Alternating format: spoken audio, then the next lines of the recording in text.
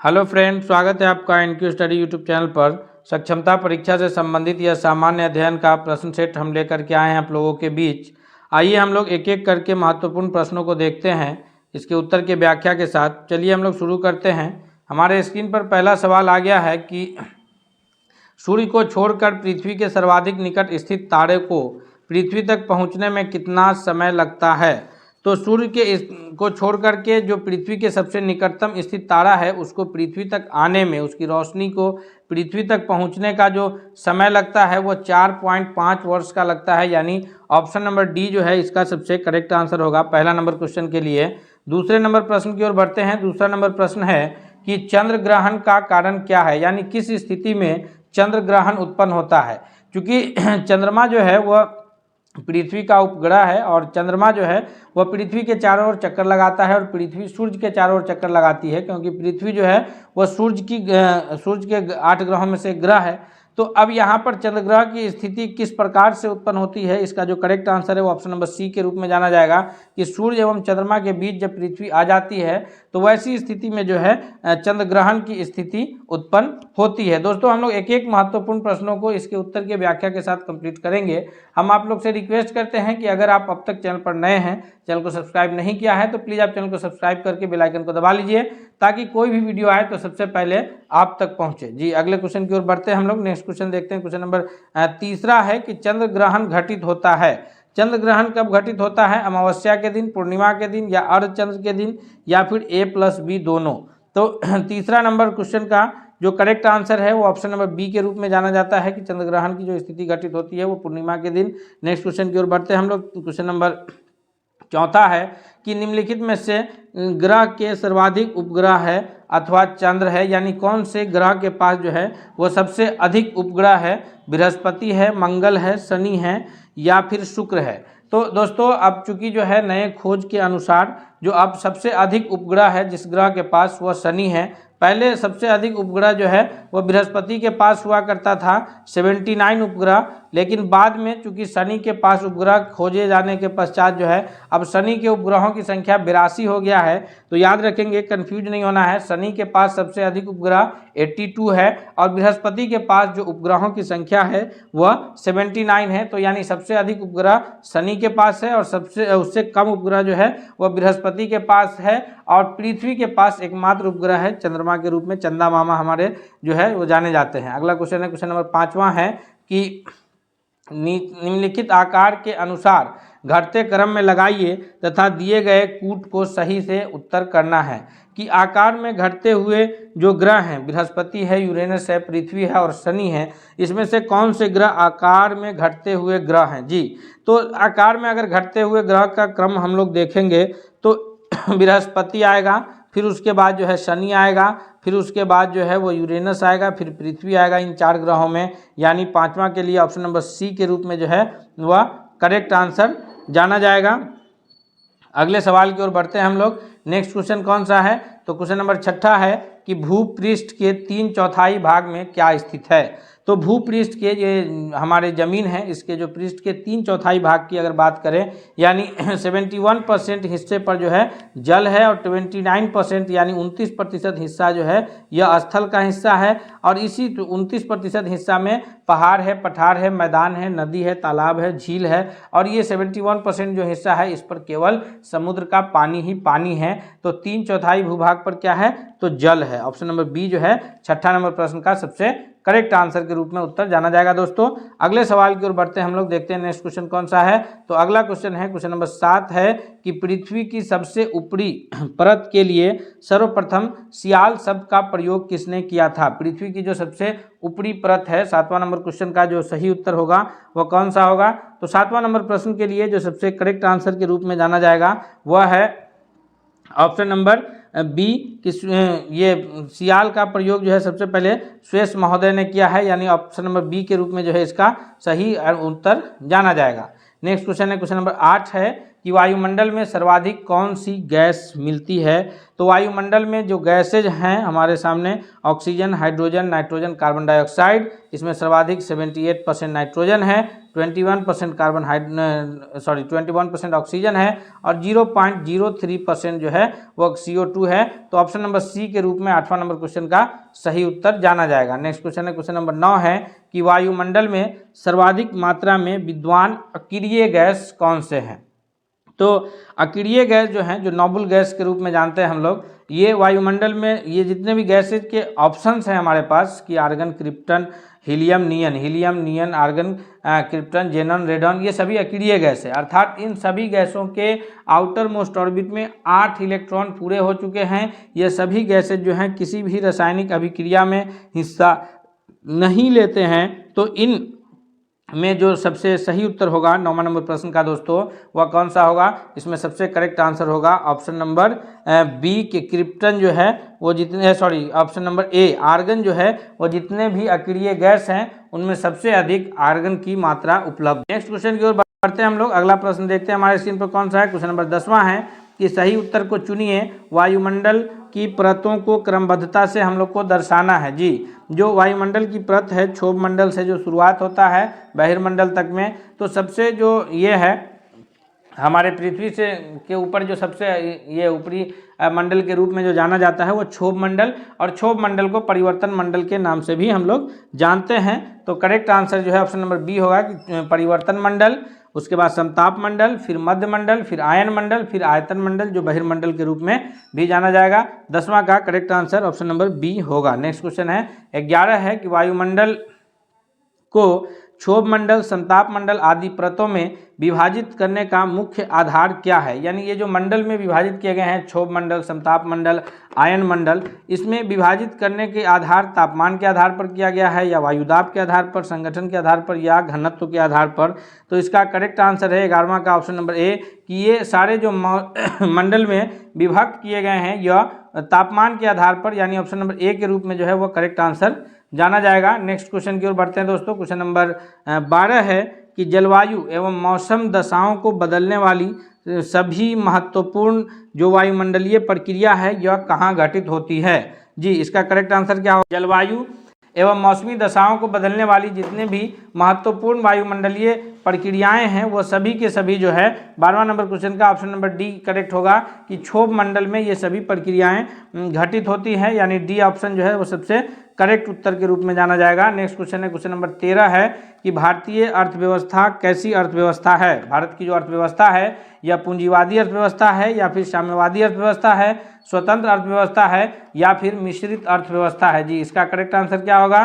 तो 13वां नंबर प्रश्न का जो सबसे सही उत्तर होगा दोस्तों कि भारत की जो अर्थव्यवस्थाएं हैं यह मिश्रित अर्थव्यवस्था है, यानी ऑप्शन नंबर डी के रूप में 13वां नंबर प्रश्न का भी उत्तर जाना जाएगा। नेक्स्ट क्वेश्चन की ओर बढ़ते हैं हम लोग। अगला क्वेश्चन देखते हैं कि मुद्रा स्वयं का निर्माण करती है, यह परिभाषा किसने प्रस्तुत किया था कि मुद्रा जो है यह स्वयं का निर्माण करती है। यह मार्शल के द्वारा दिया गया परिभाषा है या क्राउथर है, क्रोमर है या फिर हैंसन है। जी, 14वां नंबर क्वेश्चन का सबसे सही उत्तर क्या है। तो दोस्तों 14वां नंबर प्रश्न का जो सबसे सही उत्तर है वो ऑप्शन नंबर सी के रूप में जाना जाएगा कि क्रोमर महोदय के द्वारा जो है यह दिया गया कि मुद्रा स्वयं का निर्माण करती है। नेक्स्ट क्वेश्चन की ओर बढ़ते हैं हम लोग। अगला प्रश्न है, क्वेश्चन नंबर 15 है कि निम्न में से कौन सी मुद्रा का कार्य नहीं है। मूल्य का मापन है, मूल्य का हस्तांतरण है, मूल्य का संचय है और मूल्य का स्थिरीकरण है। जी, 15वां नंबर क्वेश्चन का मुद्रा का कार्य क्या नहीं है। तो मुद्रा का कार्य अगर नहीं है तो वो मूल्य का स्थिरीकरण, यानी मूल्य को स्थिर रखना मुद्रा का कार्य नहीं है। मूल्य का मापन करना, मूल्य का हस्तांतरण करना, मूल्य का संचयन करना, ये सारे कार्य जो है ये मुद्रा के कार्य हैं, लेकिन मूल्य का स्थिरीकरण जो है यह मुद्रा का कार्य नहीं है। नेक्स्ट क्वेश्चन की ओर बढ़ते हैं। क्वेश्चन नंबर 16 है कि वह अवस्था जिसमें मुद्रा का मूल्य गिर जाता है और कीमतें बढ़ जाती है, वह क्या अवस्था कहलाती है। जिसमें मुद्रा का मूल्य गिर जाता है और कीमतें बढ़ जाती है, यह अवस्था जो है मुद्रास्फीति की अवस्था कहलाती है या मुद्रा अस्फीति की अवस्था कहलाती है या रिसेशन कहलाता है या फिर एमोटाइजेशन कहलाता है। तो इसका जो 16वां नंबर प्रश्न का सबसे सही उत्तर होगा दोस्तों वो ऑप्शन नंबर ए के रूप में जाना जाएगा कि जिस अवस्था में मुद्रा का मूल्य गिर जाता है और कीमतें बढ़ जाती है, यह अवस्था जो है 16 का मुद्रास्फीति कहलाती है। ये ऑप्शन नंबर ए जो है करेक्ट आंसर है। नेक्स्ट क्वेश्चन की ओर बढ़ते हैं। क्वेश्चन नंबर 17 है कि मुद्रास्फीति की से बाजार की वस्तुएं सस्ती हो जाती है, महंगी हो जाती है, या फिर बिल्कुल नहीं मिलती या प्रचुरता से मिलती है। मुद्रास्फीति की जब उस स्थिति उत्पन्न होती है जिसमें वैसे सिचुएशंस में जो है बाजार में जो वस्तुएं उपलब्ध होती है उस पर क्या असर पड़ता है, तो ये मुद्रास्फीति की स्थिति में बाजार की जो वस्तुएं होती है वो महंगी हो जाएगी। ऑप्शन नंबर बी के रूप में सबसे सही उत्तर जाना जाएगा। नेक्स्ट क्वेश्चन है क्वेश्चन नंबर 18 है कि ऊर्जा संरक्षण अधिनियम जो है वह कब से प्रभावी हुआ है जी। ऊर्जा संरक्षण अधिनियम जो है यह 2001, 2, 6 या 11 से प्रभावी हुआ है। तो 18वां नंबर प्रश्न के लिए सबसे जो सही उत्तर है दोस्तों ऑप्शन नंबर ए के रूप में जाना जाएगा। यह 2001 से प्रभावी हुआ है। नेक्स्ट क्वेश्चन है क्वेश्चन नंबर 19 है कि भारत में हरित क्रांति की शुरुआत कब हुई। हरित क्रांति जो है यह खाद्य फसलों के उत्पादन के लिए है, गेहूं, चावल इत्यादि के उत्पादन के लिए भारत में हरित क्रांति की शुरुआत जो की गई है यह कब, तो 1966-67 ईस्वी में किया गया था, यानी ऑप्शन नंबर सी के रूप में जो है ये 19वां नंबर प्रश्न का सबसे करेक्ट आंसर जाना जाएगा। नेक्स्ट क्वेश्चन की ओर बढ़ते हैं। क्वेश्चन नंबर 20 है कि भारत में आर्थिक नियोजन का स्वरूप है जी। भारत में जो आर्थिक नियोजन का स्वरूप है वह विकेंद्रीकृत है या निर्देशात्मक है या समाजवादी और पूंजीवादी है या इनमें से सभी है। तो भारत में जो आर्थिक नियोजन का स्वरूप है वह विकेंद्रीकृत भी है, निर्देशात्मक भी है, समाजवादी भी है, पूंजीवादी भी है, यानी ऑप्शन नंबर डी के रूप में जो है इसका सबसे सही उत्तर जाना जाएगा। दोस्तों हम लोग एक एक महत्वपूर्ण प्रश्नों को उसके उत्तर की व्याख्या के साथ कंप्लीट कर रहे हैं। हम आपसे रिक्वेस्ट करते हैं कि अगर आप अब तक हमारे चैनल पर नए हैं, चैनल को सब्सक्राइब नहीं किए हैं, तो प्लीज़ आप चैनल को सब्सक्राइब करके बेल आइकन को दबा लीजिए ताकि कोई भी वीडियो आए तो सबसे पहले आप तक पहुंचे। साथ ही साथ अगर आप कोई वीडियो पसंद आ रहा है तो लाइक करते हुए दोस्तों के बीच जरूर शेयर कीजिएगा। क्वेश्चन नंबर 12 है कि आयरन के कॉइल में, आयरन का अर्थ यहाँ पर यह है कि जो हम लोग प्रेस करने के लिए आयरन को इस्तेमाल करते हैं, यानी यहाँ पर आयरन से जो ये है वो लोहा है तात्पर्य। तो आयरन के कॉइल में कौन सी खनिज की परत लगी होती है, तांबा की, लोहा की, अभ्रक की या फिर एल्यूमिनियम की। तो आयरन के कॉइल के साथ जो परत लगी रहती है वह अभ्रक की लगी रहेगी, यानी 21वां नंबर क्वेश्चन का सबसे सही उत्तर ऑप्शन नंबर सी के रूप में जाना जाएगा। नेक्स्ट क्वेश्चन है क्वेश्चन नंबर 22 है कि सोना की प्राप्ति हमें किस राज्य से होती है। भारत में जो सोने की प्राप्ति है वह किस राज्य से होती है। राजस्थान है, आंध्र प्रदेश है, कर्नाटक है या फिर झारखंड है। तो झारखंड के बारे में हम सभी जानते हैं कि झारखंड में जो है वह कोयले की प्राप्ति, उच्च कोटि के कोयले की प्राप्ति होती है। ऑप्शन नंबर सी जो है वो करेक्ट आंसर होगा 22वां नंबर क्वेश्चन का। क्वेश्चन नंबर 23 है कि कोयले का सबसे बेहतर किस्म कौन सा है जी। कोयले का जो सबसे बेहतर किस्म है वो एंथ्रेसाइट है, बिटुमिनस है, लिग्नाइट है या पीट है। तो जो कोयले का सबसे सर्वोत्तम किस्म है वो एंथ्रेसाइट है, क्योंकि एंथ्रेसाइट में जो है वो 90% तक कार्बन की मात्रा पाई जाती है। बाकी ये सारे जो किस्म है ये सभी कोयले के ही किस्म हैं, लेकिन चूंकि हमसे सर्वोत्तम पूछा जा रहा है, सबसे बेहतर पूछा जा रहा है, तो वो सबसे बेहतर जो है वो ऑप्शन नंबर ए होगा कि कोयले की जो सबसे बेहतर किस्म है वो एंथ्रेसाइट है। अगले क्वेश्चन की ओर बढ़ते हैं। क्वेश्चन नंबर 24 है कि लिग्नाइट कोयले का उत्पादन राज्य नहीं है। इनमें से कौन सा राज्य जो है वह लिग्नाइट कोयले का उत्पादन नहीं करता है। छत्तीसगढ़, तमिलनाडु, राजस्थान और कश्मीर। इन सभी राज्यों में से कौन सा राज्य, 24वां नंबर प्रश्न है कि इन सभी राज्यों में से कौन सा राज्य जो है वो लिग्नाइट कोयले का उत्पादन नहीं करता। तो ऑप्शन नंबर ए है 24वां नंबर क्वेश्चन के लिए कि छत्तीसगढ़ राज्य जो है वह लिग्नाइट कोयले का उत्पादन नहीं करता है। नेक्स्ट क्वेश्चन है 25 है कि टर्शियरी काल कोयले का जो ये है उसको दो वर्गों में विभाजित किया गया है, एक गोंडवानालैंड का कोयला और दूसरा टर्शियरी काल का कोयला। तो टर्शियरी काल कोयले का उत्पादन वाला राज्य नहीं है, यानी कौन सा राज्य जो है वह टर्शियरी काल के कोयले का उत्पादन नहीं करता है। तो इस 25वां नंबर क्वेश्चन का जो सबसे सही उत्तर है दोस्तों वह ऑप्शन नंबर डी के रूप में जाना जाएगा कि 25वां नंबर प्रश्न के लिए जो करेक्ट आंसर होगा वो बी होगा, क्योंकि झारखंड जो है वह गोंडवानालैंड के कोयले का उत्पादन करता है। तो ये झारखंड टर्शियरी काल कोयले के उत्पादन के लिए नहीं जाना जाएगा। नेक्स्ट क्वेश्चन की ओर बढ़ते हैं हम लोग। अगला प्रश्न देखते हैं। क्वेश्चन नंबर कि ये तेल शोधक कारखाना बिहार के किस जिले में स्थित है। इसका जो सही उत्तर होगा कि तेल शोधक कारखाना जो है वो हाजीपुर, पटना, समस्तीपुर, बरौनी तो जिला है ही नहीं, तो ये बरौनी में ही स्थित है। वैसे यह जिला अगर बात की जाए तो यह बेगूसराय में स्थित है जिला के रूप में, और ये जगह कौन सा है तो बरौनी। तो ये हम लोग याद रखेंगे। 27वां नंबर प्रश्न का सबसे सही उत्तर ऑप्शन नंबर डी के रूप में। नेक्स्ट क्वेश्चन है 28 है कि देश का पहला जल विद्युत परियोजना स्थित है। देश का जो पहला जल विद्युत परियोजना है जो कर्नाटक राज्य के शिवसमुद्रम पर, तो ये सही उत्तर के रूप में ऑप्शन नंबर ए जो है 28वां नंबर प्रश्न के लिए सबसे सही उत्तर क्या जाना जाएगा, ऑप्शन नंबर ए कि देश का पहला जल विद्युत परियोजना कहाँ स्थित है, तो वह कर्नाटक राज्य में स्थित है। दोस्तों सभी महत्वपूर्ण प्रश्न के उत्तर आपको यहाँ मिल जाएंगे। अगले सवाल, और आपसे भी रिक्वेस्ट है कि अगर आपको यह वीडियो पसंद आ रहा है तो कमेंट करके भी बताइए, साथ ही साथ अगर आप उत्तर कर पा रहे हैं तो उत्तर भी कमेंट कीजिए। क्वेश्चन नंबर 29 है कि हीराकुंड जल विद्युत परियोजना स्थित है, कौन से नदी पर हीराकुंड जल विद्युत परियोजना स्थित है? यह सतलज नदी पर स्थित है, या फिर महानदी पर स्थित है, सोन नदी पर स्थित है, या फिर दामोदर नदी पर स्थित है जी। तो 29वां नंबर क्वेश्चन के लिए जो करेक्ट आंसर है वो कौन सा होगा?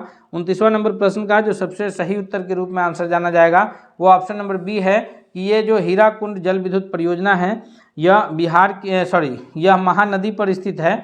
तो ऑप्शन नंबर बी जो है वो करेक्ट आंसर होगा। नेक्स्ट क्वेश्चन की ओर बढ़ते हैं। क्वेश्चन नंबर 30 है कि कौन सा जल विद्युत परियोजना बिहार में स्थित नहीं है?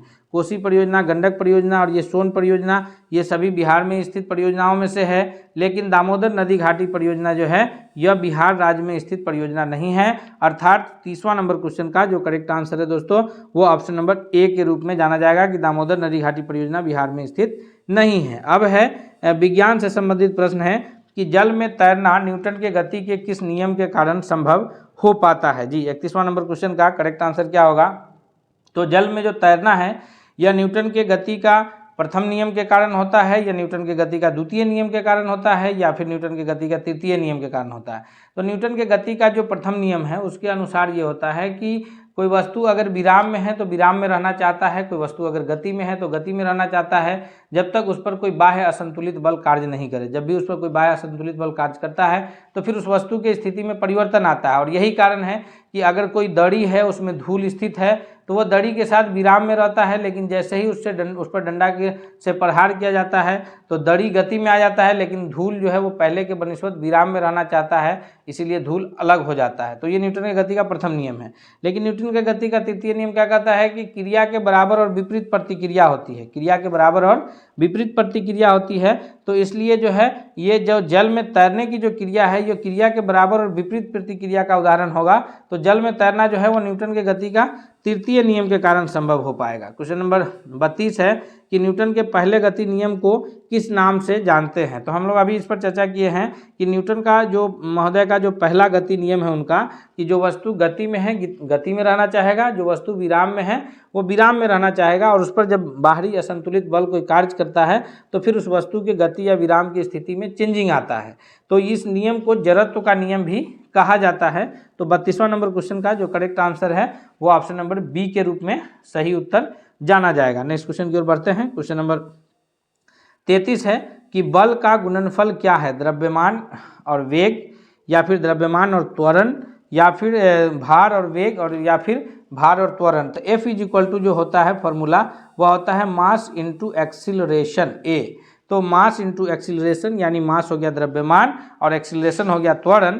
तो बल का जो गुणनफल है वह द्रव्यमान और त्वरण का गुणनफल है, और यह जो हमें परिभाषा प्राप्त होती है द्रव्यमान और ये का त्वरण का गुणनफल बल बराबर, तो ये हमें न्यूटन के गति के दूसरे नियम से प्राप्त होता है। तो ये तीनों नियम को हम लोग याद रखेंगे। अगले सवाल की ओर बढ़ते हैं। क्वेश्चन नंबर 34 है कि यदि हम भूमध्य रेखा से ध्रुवों की ओर जाते हैं तो G जो गुरुत्वीय त्वरण है G, इसका मान में किस प्रकार की चेंजिंग आएगी? ये मान जो है बढ़ता है, घटता है, या वो वही बना रहता है, या 45 डिग्री अक्षांश तक घटता रहता है? तो हम लोग भूमध्य रेखा से जब ध्रुवों की ओर चलते हैं यानी 0 डिग्री अक्षांश से जब हम लोग 90 डिग्री की ओर चलते हैं, चाहे वो उत्तरी ध्रुव हो या दक्षिणी ध्रुव हो, तो वैसे सिचुएशन में G का मान जो है वो बढ़ता है। Option number A correct answer होगा। नेक्स्ट क्वेश्चन है, क्वेश्चन नंबर 35 है कि पानी में भरी डॉट लगी बोतल जमने पर टूट जाएगा क्यों? पानी से भरी जो डॉट लगी बोतल है तो वह जमने पर क्यों टूट जाएगा? क्योंकि जमने पर बोतल सिकुड़ती है, या फिर जमने पर जल का आयतन घट जाता है, या जमने पर जल का आयतन बढ़ जाता है, या फिर कांच उष्मा का कुचालक है। तो ऑप्शन नंबर डी तो कोई काम का नहीं है, समझिए एक तरह से। यहाँ पर जो ऑप्शन है कि जमने की स्थिति में पानी जब जमता है तो उसका आयतन थोड़ा सा बढ़ जाता है और यही कारण है कि जमने पर जो है बोतल टूट जाती है। यानी ऑप्शन नंबर सी जो है वो करेक्ट आंसर हो जाएगा कि जमने पर जल का आयतन का बढ़ जाना और इसी कारण जो है वो टूट जाता है। नेक्स्ट क्वेश्चन है, क्वेश्चन नंबर 36 है कि सड़क पर चलने की अपेक्षा बर्फ पर चलना कठिन क्यों है? क्योंकि बर्फ सड़क से सख्त होती है, या सड़क बर्फ से सख्त होती है, या जब हम अपने पैर से धक्का लगाते हैं तो बर्फ पर कोई प्रतिक्रिया व्यक्त नहीं होती है, बर्फ में सड़क की अपेक्षा कम घर्षण बल कार्य करता है। तो 36वां का correct answer option number D होगा, क्योंकि हमारा जो चलने का क्रिया है यह घर्षण बल के कारण संभव हो पाता है। याद रखेंगे हम लोग किस बल के कारण संभव होता है, तो यह घर्षण बल के कारण होता है। क्यों? क्योंकि जो हम लोग चलते हैं तो हम जिस हिसाब से पृथ्वी पर या जहाँ पर भी चलते हैं उस पर जो बल लगाते हैं, पृथ्वी पर चले, छत पे चले, जमीन या फिर कहीं पर, तो वो उस फर्श के द्वारा उसी मात्रा में हमारे क्रिया के विपरीत में जो है एक बल लगाया जाता है और उसे जो हमारी क्रिया का विरोध करता है। और ये विरोध जो है, जो घर्षण इसी को कहते हैं कि जब एक वस्तु किसी दूसरे वस्तु पर गति करती है तो उस सरफेस पर, जो जिस सतह पर गति करती है उस सरफेस पर उस गति क्या विरोध में एक बल लगता है, उस बल को घर्षण बल कहते हैं। अब चूंकि घर्षण बल से ज़्यादा मात्रा में बल लगाया जाता है इसलिए वस्तु चल पाता है और ब्रेक लेने की स्थिति में वस्तु का रुकना भी इसीलिए संभव होता है क्योंकि वहाँ घर्षण बल कार्य करता है। तो ये घर्षण बल के कारण ऐसा होता है। 36 का ऑप्शन नंबर डी जो है वो करेक्ट आंसर होगा। क्वेश्चन नंबर 37 है कि स्टील की गोली पारे में तैरती है क्यों? तो 37वां नंबर क्वेश्चन का करेक्ट आंसर होगा कि पारे में कोई वस्तु डूब नहीं सकती है, या फिर पारे का घनत्व स्टील की अपेक्षा अधिक होती है, या स्टील का घनत्व पारे की अपेक्षा अधिक होती है, या गोली तैर नहीं सकती। इसका करेक्ट आंसर 37 का ऑप्शन नंबर बी होगा, क्योंकि पारे का घनत्व जो है वो स्टील की अपेक्षा अधिक होती है, इसीलिए स्टील की गोली जो है वो पारे में ये तैरती रहती है, बनिस्बत के पानी में डूब जाती है।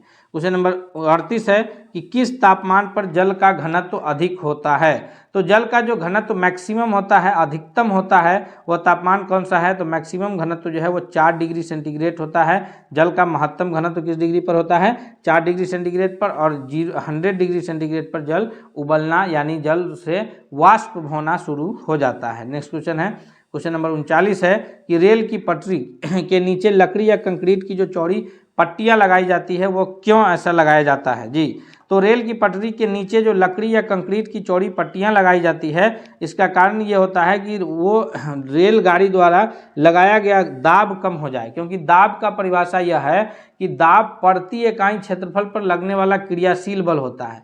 तो जब क्षेत्रफल बढ़ता है तो दाब की मात्रा घटेगी, क्षेत्रफल कम होगा तो दाब बढ़ेगा।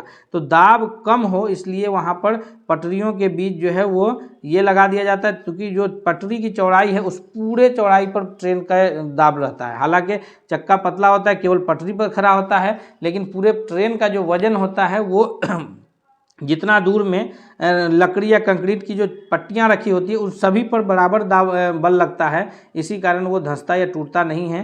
तो यानी हम लोग ये कह सकते हैं कि दाब को कम करने के लिए क्षेत्रफल को बढ़ाया जा सकता है और दाब को ज़्यादा करने के लिए क्षेत्रफल को घटाया जा सकता है। और दाब का ही उदाहरण है कि जो है ये नुकीली चीज़ को किसी दीवार में ये ठोकना आसान रहता है कंपैरिजन के, अगर कोई वो नुकीली नहीं है तो, क्योंकि वह दाब कार्य करता है। क्वेश्चन नंबर 40 है कि हवाई जहाज में फाउंटेन पेन से स्याही बाहर निकल आती है क्यों? करेक्ट आंसर है 40वां नंबर क्वेश्चन का कि हवाई जहाज में फाउंटेन पेन से स्याही जो बाहर आ जाती है क्योंकि ऊंचाई बढ़ने से वायु दाब में कमी आती है। जैसे जैसे ऊंचाई बढ़ता है तो वायु दाब में कमी आती है और इस कारण जो है वायु दाब में पेन से स्याही बाहर आ जाती है।